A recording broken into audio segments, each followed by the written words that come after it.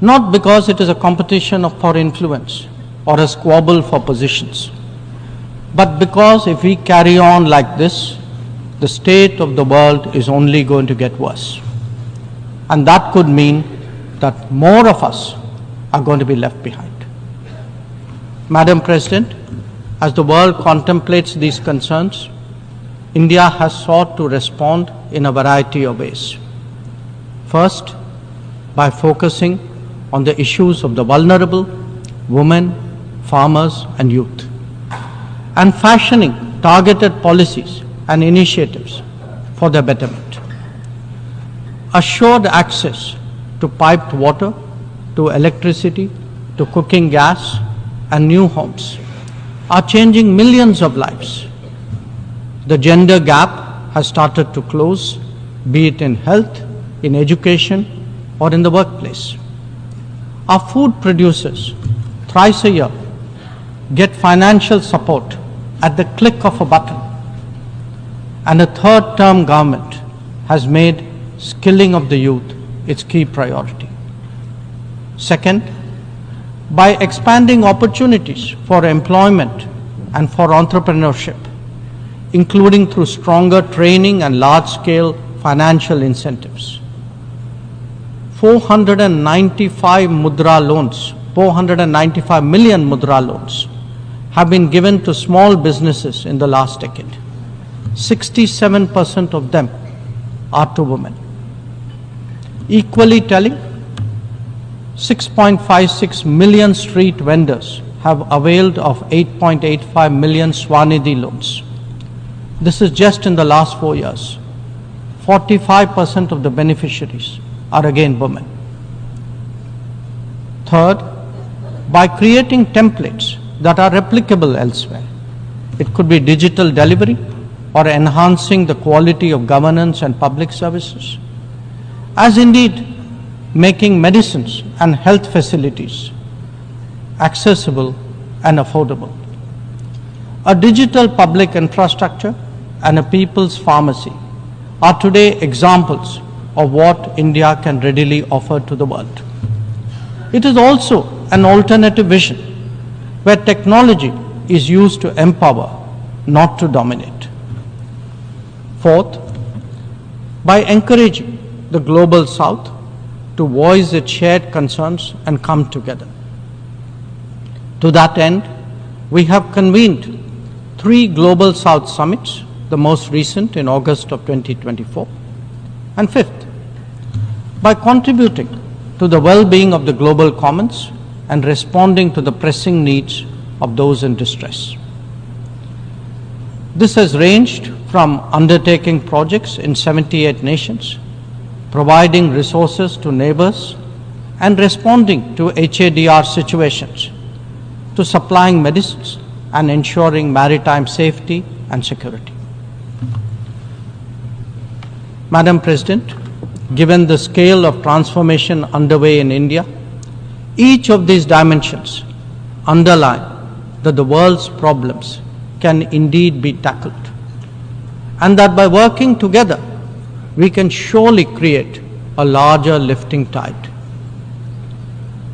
In these troubled times, it is necessary, Madam President, to provide hope and rekindle optimism.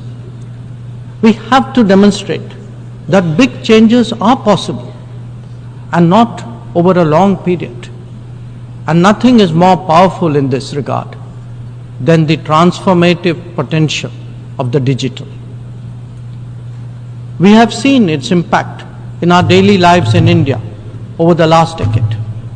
It is visible when public benefits from nutritional support and housing to energy and health are delivered efficiently and on a vast scale.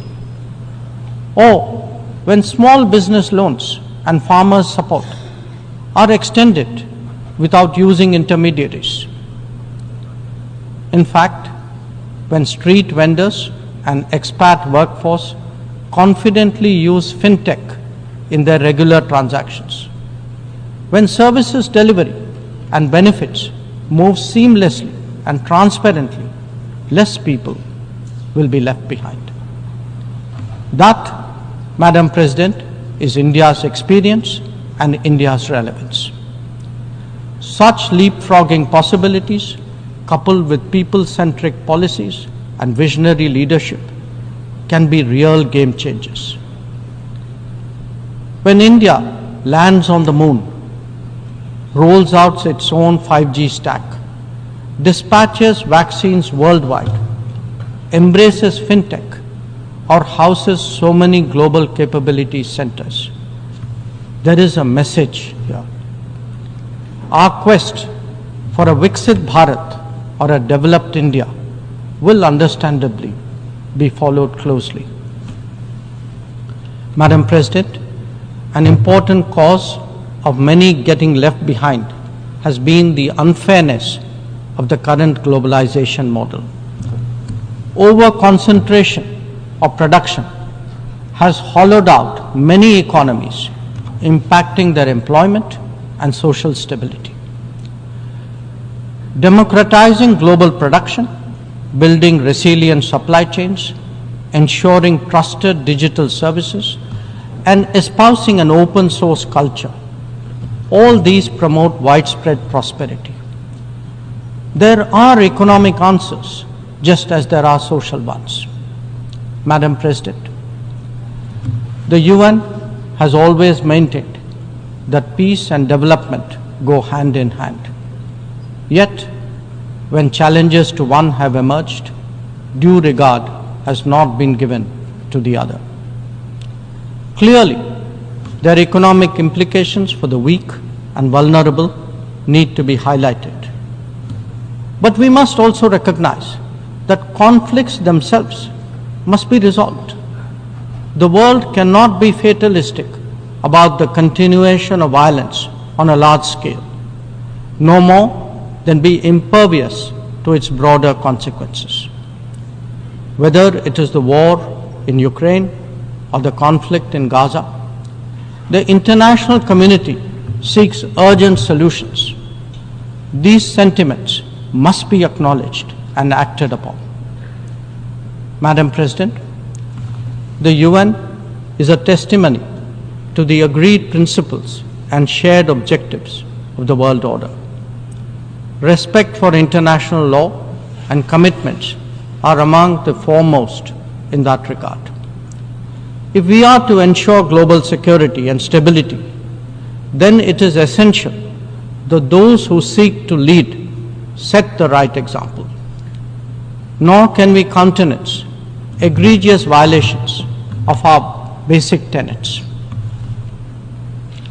Terrorism is antithetical of everything that the world stands for.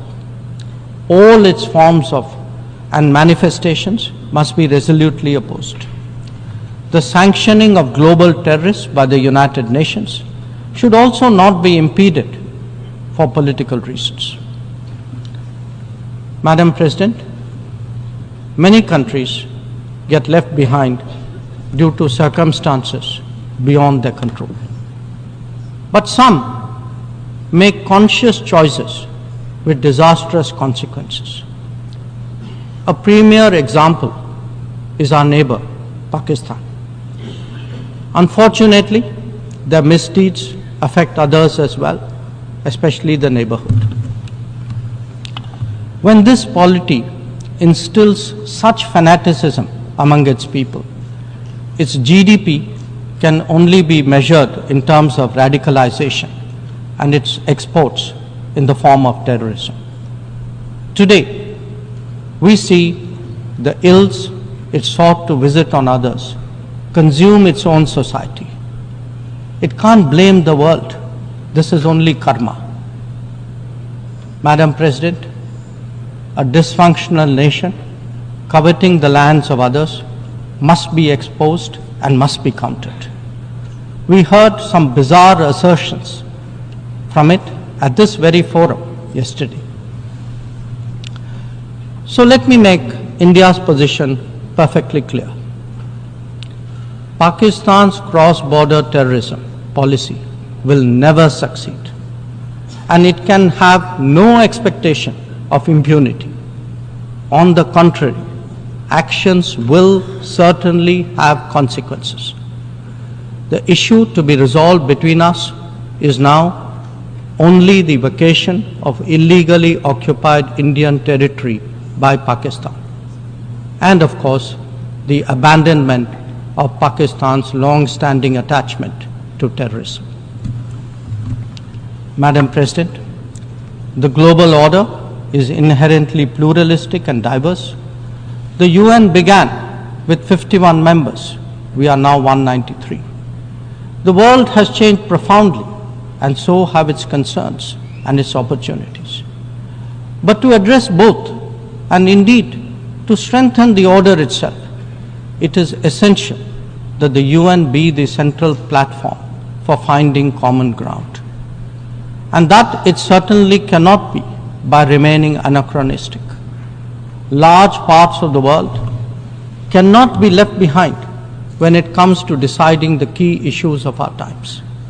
An effective and efficient UN, a more representative UN, and a UN fit for purpose in the contemporary era is essential. Let us therefore send out a clear message from this UNGA session. We are determined not to be left behind. By coming together, sharing experiences, pooling resources, and strengthening our resolve, we can change the world for the better. I thank you, Madam President.